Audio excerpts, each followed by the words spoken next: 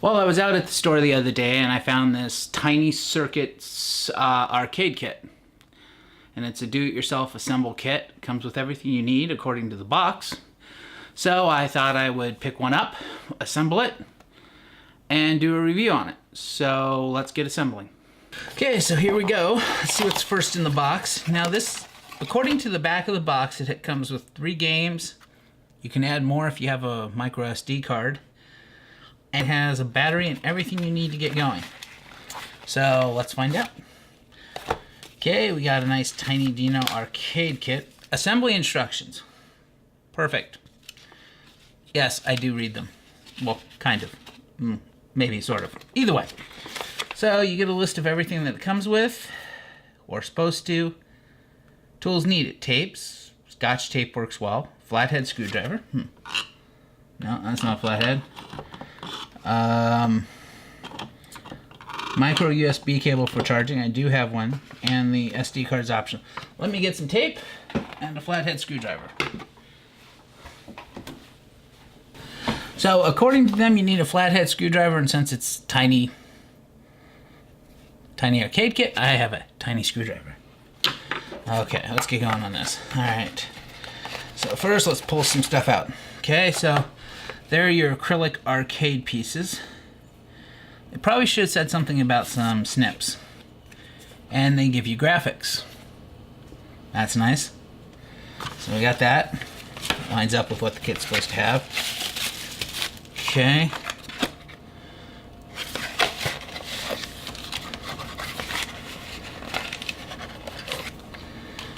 So it looks like you get screwed a few little parts in a bag.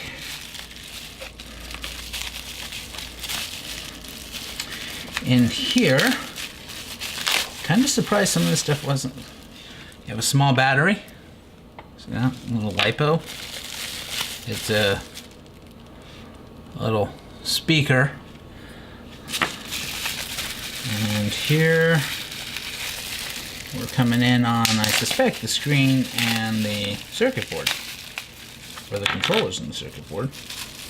They're probably one and the same. Okay, so here we are. There's your screen. There's the circuit board.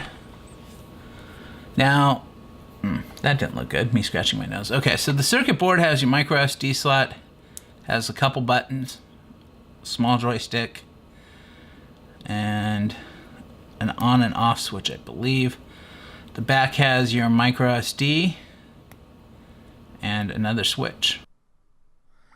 After spending some time reading the instructions, it basically says assemble all the electronics first so you can check to verify that they're all working. Now, things to note is both the battery and the speaker terminal are the same, so you can reverse them. So you want to make sure to pay attention and plug them in correctly. They're also very close together, which makes it tough to get them in perfectly, as well as you have to make sure that the plug is oriented in the right position, that being up and down. After that, it goes together pretty quickly. At this point, I'm playing the first game, and there's no sound coming out. I discovered that there's 2 switches on the back, one that turns the sound on, and one that turns the machine on. I'll typically just leave the sound always on, but it's nice to know you can shut it off if you want to. The next step for the instructions is you put aside the pre-assembled electronics and you break out the acrylic pieces that form up the arcade cabinet, or case in this case. Along with that, you need to make sure all the little tabs on the end pieces that are used to join the pieces together break off. To assist in this, I got out a pair of wire cutters to help pinch them clear. I have, however, discovered that the pieces are a little too close and the wire cutters can't clip them close enough, so I had to get out a cutting mat and an X-Acto knife to improve upon it. That's the pink or purple thing you see below, and the X-Acto knife, of course, is present. This worked really well at taking care of it. Moving forward, you have to remove the sticky paper protection from the pieces of acrylic. Found a combination of both the X-Acto knife and my fingernails worked best for this. Following the instructions, I used the double-sided tape to hold the battery to a piece of the acrylic. Now the only instructions they give you is to put the writing side down. They don't tell you what the best orientation for the wire is. In the end, this did not matter. It went on just fine. The instructions recommending using tape to hold the pieces together during the assembly process, and that's what you're seeing here. Still working on it here. I'm about 10 minutes into it. The assembly takes much longer than you anticipate and has a lot of frustration in it. I've probably sworn like a sailor a few dozen times by this point. About 20 minutes in, still working on the final piece here. This seems to be one of those positions you're in where you just keep trying and trying until everything lines up. That seems to be the best approach. Just be patient. But my patience almost ran out a few times during this process. It's finally together here. I'm just struggling getting the remaining pieces of Scotch tape off the acrylic that I had stuck together with them.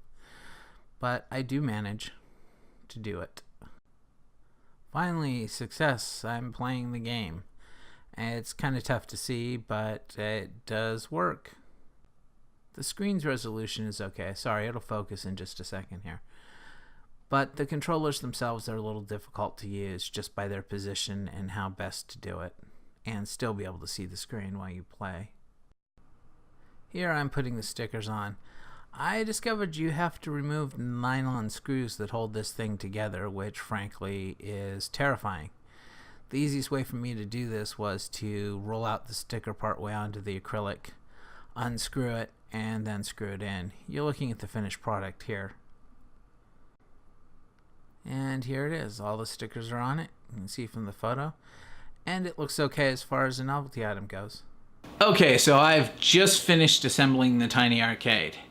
And let's first talk about the assembly. One, the instructions suck. However, they're kind enough to give you in this small print down here, tell you to go to another website. Their website for better instructions. Could we make that bigger? Maybe something that says, for better assembly, here's a website. On to the actual assembly of it. It was a challenge. The pieces are all notched cut, so getting them all to sit together is difficult. So the games are basic. I mean, let's be honest, you're not buying this because you want a gaming device. If you do, there's tons of other ones out there you should consider getting. But for $60, I wouldn't say buy one unless you have $60 to blow on a novelty item. And yes, I did spend $60 on something like this. But now you know, and you don't have to make the same mistake I did. So that's my thoughts. Take them for what they were. If you like the video, click like. If you want to subscribe, please do. And I'll see you the next time.